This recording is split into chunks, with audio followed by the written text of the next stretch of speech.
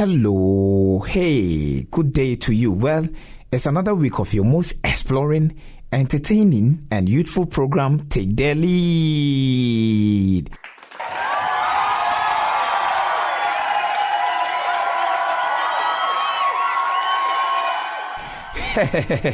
And of course, there is no right frequency to tune into on your dial other side than West Africa Democracy Radio, broadcasting on 94.9 FM from the West Wing of Africa, the heart of Senegal, Dakar. Many thanks for joining the cruise and welcome to this week's edition of our youth magazine program, Take the Lead. I am your host.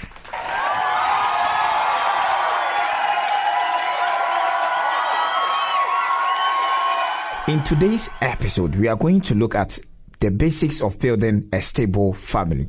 Follow me for some intro. Since the family unit is a crucial institution in the society we live in, it serves as a platform for nurturing, belongingness, and bonding. Just like a tree has different branches but draws its nutrients from the same root source, so is the family unit as the bed that supports any individual in their emotional, social, psychological, and spiritual upbringing. Especially in our African setting, the family forms part of our key structure, and it is that we show our power, strength, and image, and also serve as a critical aspect of our identity. But how can we build the true values, tenets, indicators, and characteristics that can mold, nurture, shape, and guide this beautiful unit called family to make it stable? What are the essential values family members need to employ to build unity, cohesion, support, and belonging? What kind of balance is necessary for couples in their respective duties to direct the unit toward clear success? Joining me in the discussion focusing on the basics of building a stable family is my young, vibrant, and resourceful gentleman. Papa Andrew Anesi Yakwa is a pastor, counselor, insurer, and author from Ghana. I speak with him exclusively for his guidance and coaching on the values that are necessary to be employed by family unit to build stability, finding a striking balance in family life issues, and how to overcome the daily routine challenges that confronts the family unit. He will be my August guest.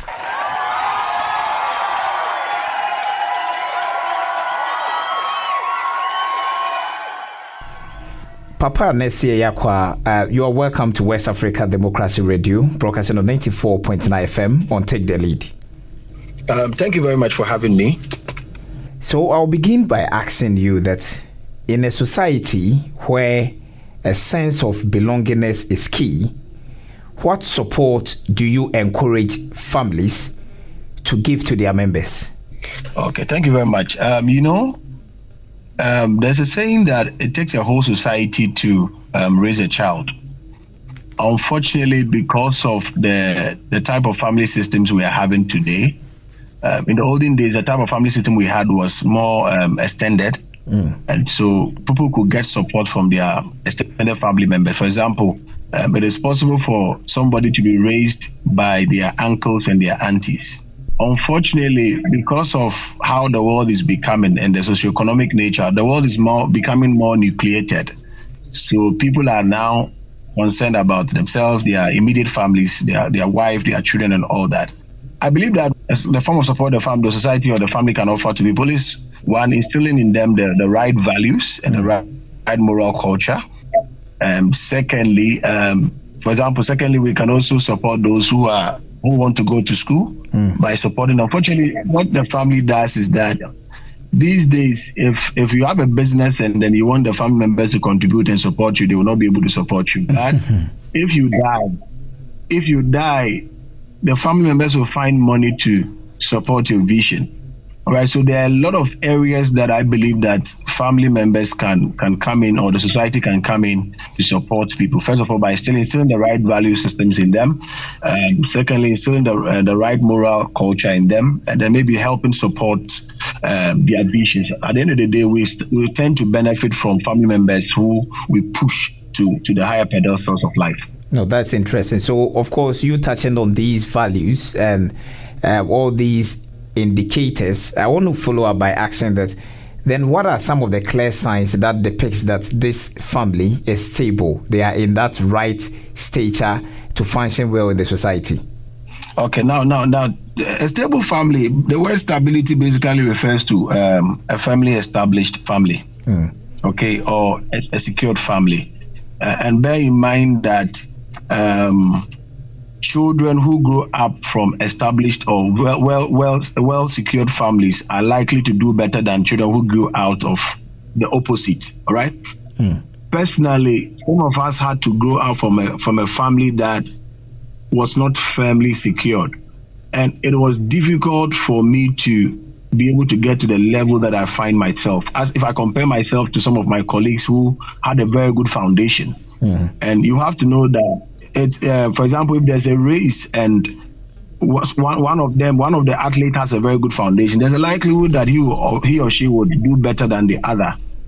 All right, so a very good foundation or a very good family established family has a way of helping them become more secured in life. Okay. However, I have told people that even if you didn't grow up from a secure family, try as much as possible to leave a secured family, because you see, the best gift you can ever leave your children is not the houses, it's not the cars. The best gift you can ever give your children is what you leave in them, or creating a kind of enabling environment for them to be able to thrive and to grow very well. Because if you don't give them the right culture, the right value systems, and even if you give them all the big houses and then all the properties and all that, they will grow up mismanaging them. However, if you give them the right value systems and all that, I believe that they'll be able to grow up and be able to contribute better to the society. Wow, that's really deep. So, of course, as you are sharing your personal observation, you realize that you are talking about a level playing field in family. So I will ask you that, to you, what type of family is deemed stable? Is it the nuclear one or extended, looking at the society we are living in? To me, it depends on where you are standing. The nuclear family looks more stable because of how the society has become. For example, I am a family man. I have 4 kids, and I tend to look out for my kids compared to those in my nuclear family. Do you get it? I'm trying as much as possible, because for at least those in my immediate environment, I can have hands-on control on their day-to-day activities. At least I can be able to get to know what they are doing in their day. For example, my children, when they come home from school, I'm able to interact with them, find out how their day went and all that. Comparatively, if I compare it to my nephews and all that, I may not be able to have that hands-on approach to be able to at least help them to become all that they want to become in life. So I believe that the nuclear family system helps better to create a stable family. So if it helps to create that stability, do you see that these needs that you earlier talked about are readily met by that nucleated set in this sort of self-centered world where we find ourselves in? I think we have to look at it by case situations. Some fathers are doing very well. Others are not. Some families are not also doing very well. And like I said earlier, the kind of socio-economic environment we find ourselves in, sometimes it becomes very difficult for you to even be in the lives of your children. All right, because what many of us have resorted to is proxy parenting. These days, most parents they leave the house as early as 5 a.m. And some of them come very, very late, 8 p.m., 9 p.m., 10 p.m., by which maybe their children will be sleeping. So what we have done is most parents have subletted raising of the children to the teachers. And others have also subletted it to the church to be able to raise our children for us. So it depends on the types of family we are looking at. Some parents are doing very well. Others are also shirking their responsibilities. And at the end of the day, it comes back to bite them, because after giving your children all the things you wanted to give them, they grow up and then you realize that they are not able to contribute meaningfully to the society, and some of them become arrows that pierce the heart of their parents. And they wish they were in the lives of their children, and making sure that they create an enabling environment for them to be able to thrive and to grow. All right, so let's narrow it down to marriage, because of course in every family it takes a man and a woman to have that. So I'm asking that ideally, especially in the African culture, a man should help the home, but it seems based on, of course, the current changes in economic and societal roles, women are also taking charge. And so I'm asking that to provide that stability, where do you advise a striking of balance in that setting? Okay, to provide a stable home, I think we should be able to strike a balance between what we do outside and what we do at home. You see, it is possible to win at work and lose at home. Very all right. A lot of people are doing so well in the society, but they are losing at home. I tell my colleague pastors that your home is your first church. Okay. Unfortunately, because of, like I mentioned earlier, the socioeconomic nature environment we find ourselves in, a lot of people are married to their jobs, and few have contact with their children when they come back home. In this, there's a lack of authority structure even in various homes. All right. In the olden days, where if you messed up, anybody in the family could just punish you and you'll be okay. These days, you can't even touch anybody's child. Yeah, that's true. All right. So parents, both the mother and the father, should look at what works for both of them. For example, in my home, fortunately for me, my house, my wife is not working. I am working. So at least one of us is always at home to be able to administer all the necessary controls at home. Okay. So when I come back home, it's like we are running a shift system. When I come back home, then it's my turn to be able to at least find out how the day went, at least help with their homeworks, help with their assignment, and then at least be able to also offer the needed guidance that I think will be able to help create that enabling environment for them to do very well. So both parents must be able to look at what works for them, and two, they must be able to create a balance between their work and then their home life so that they don't lose any of them. That's really informative. So of course, this stabilization also comes in how, of course, as you are talking about, as a married man, you would also have your family in terms of your siblings, your brothers and sisters. And sometimes in the marriage cycle, there is sort of interference in issues that are exclusive to your family or her family and what you have internally. So in that case, how would you encourage or admonish for a clear openness so that the wife knows that this is not an issue that is supposed to be discussed between you and her, and the husband also knows that this is not an issue to be discussed between you and her, but it is an issue that you are discussing exclusively in your families? I don't know if my question is clear. I think the question is clear. It depends on the maturity level of your spouse. Okay. It depends on the maturity level of your spouse. You know, there are some spouses that are not so mature that you cannot share other certain family issues with them. While we encourage transparency in marriages, we should also look at the fact that it's not every information that you must divulge to your spouse. For example, if you know that your wife is not really matured when it comes to helping your own family members, I advise that do it in secret. Okay? But if your wife is matured or if your spouse is matured, you can open up and be transparent and tell them, oh, I did this for my family. And bear in mind that they will also expect that naturally, they will also expect that you also do same for them. For their own family. So the dynamics are different depending on when the maturity level of the one you are dealing with. If the person is matured and you can be transparent to the person, why not? However, you should know that some of the spouses are not emotionally matured at all. It will be very problematic if you divulge some of the things you do for your family to them. So let me bring this in on a more lighter note, because some of these issues, a lot of husbands complain that they are not able to find peace in their homes because of, as you are saying, the level of maturity in their homes. And so they try as much as possible to justifiably on their own values, find some small girl somewhere that after work they will go and find their own pleasure or peace and come back home. How would you talk about this? Okay, so thank you very much. This is a very important situation because personally I'm a bit biased when it comes to this because of the kind of family I grew up from.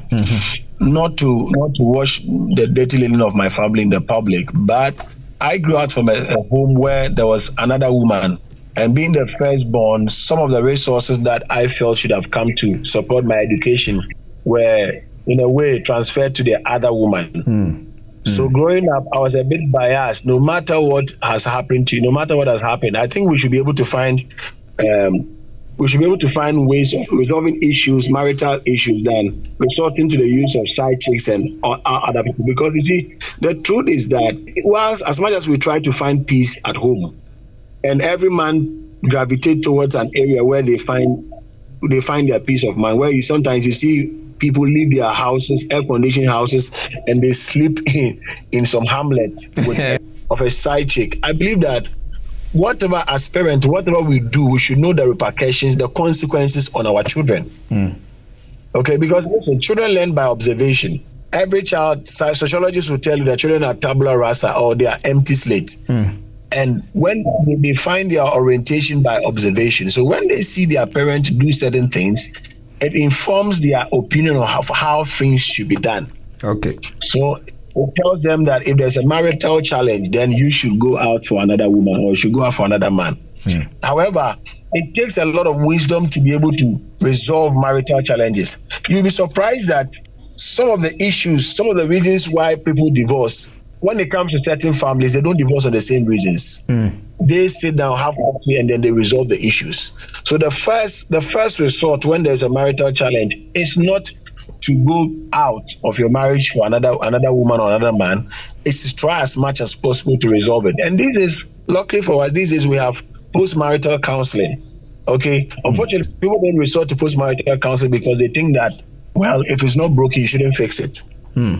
Okay, so there are authority structures, there are people with accountability structures, people we can look out to, people we can go and see, and sometimes who can help us resolve those issues instead of going out of our families to maybe have other girlfriends or boyfriends.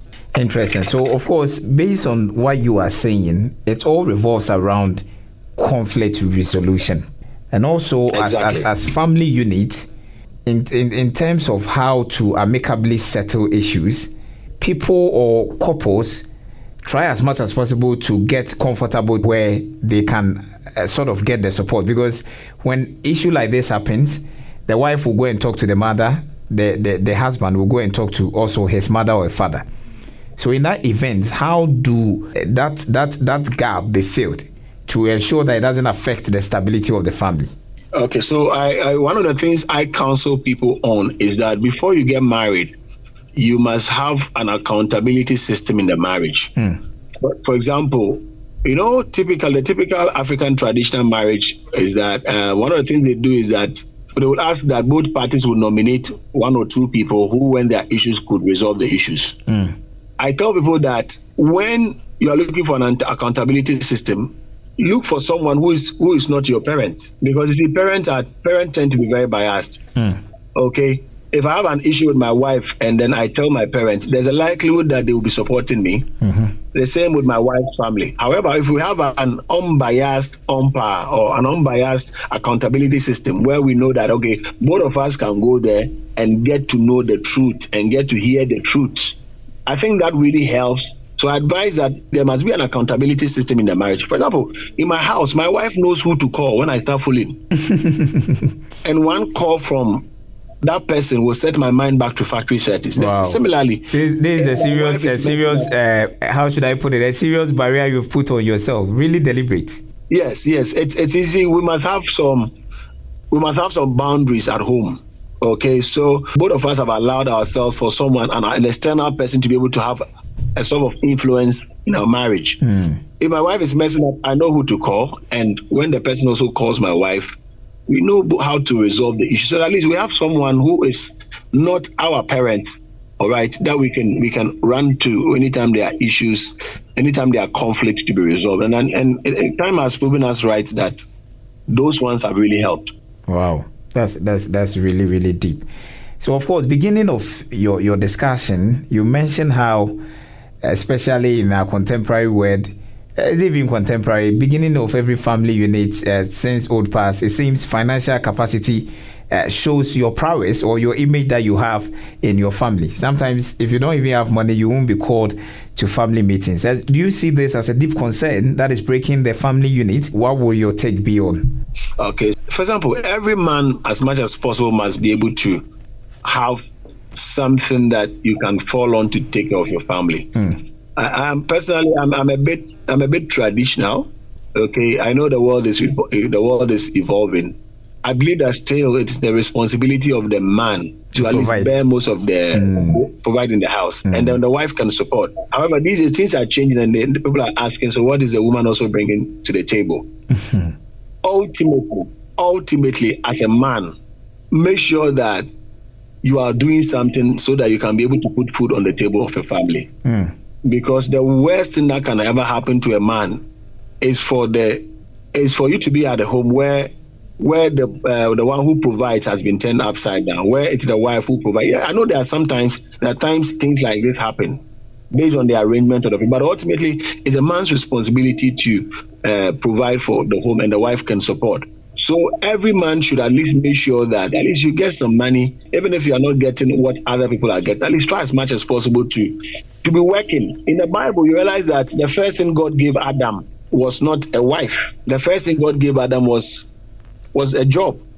God told him, Adam, take care of the garden, tilt the garden. So every man, as much as possible, try and get a job, something that can provide some resources for you to be able to take care of your home. Other than that, if we turn it upside down and the woman takes care of the home, I'm telling you, all of us are witnesses to how things happen. There are some women that is when they will begin to insult their men, disrespect their men, and all that. And when a man loses respect, it affects every part of the marriage. That is really, really counseling deep. So let's get to, the number of children, especially we Africans.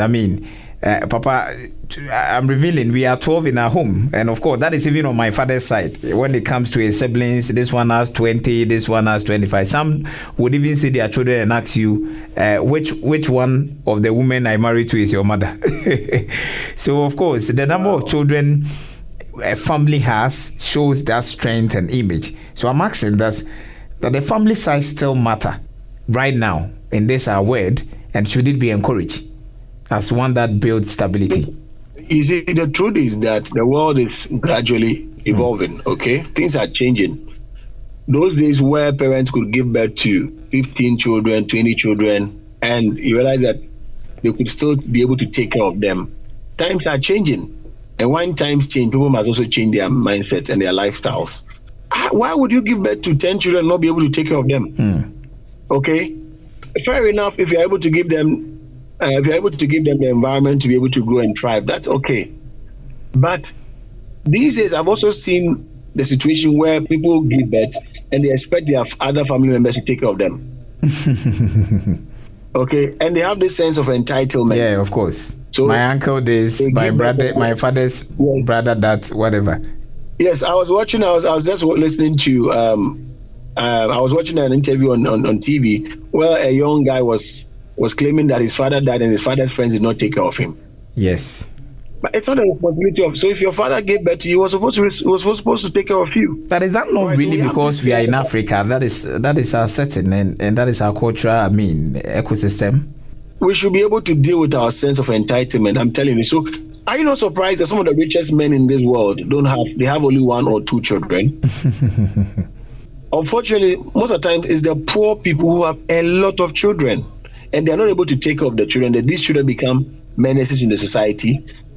All right, so the family size is very important. Have a number of children that you think you can be able to give them your best. Having a large family size where you're not able to provide for them, it's not something that we should be able to encourage. Interesting. So, of course, I'll ask finally that based on all that we've discussed, the challenges that confront families are numerous and varied. And so once we are living in a society where these are always part and parcel of us, it's either we are in trouble, we are getting out of trouble, where we are just preparing ourselves to enter into one. What clear values would you want us to surround around the family unit to make sure we are able to overcome such challenges? Okay, thank you very much. One thing that as parents we should know is that the child that you are training or you are bringing up, all right, that child is going to grow up to become somebody's father or somebody's mother or somebody's wife or somebody's husband.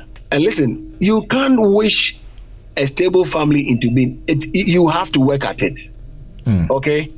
There's something known as the 5-generational rule. According to sociologists, how we raise our children or how we bring our children not only impact them, but also impact them 4 generations after. Okay?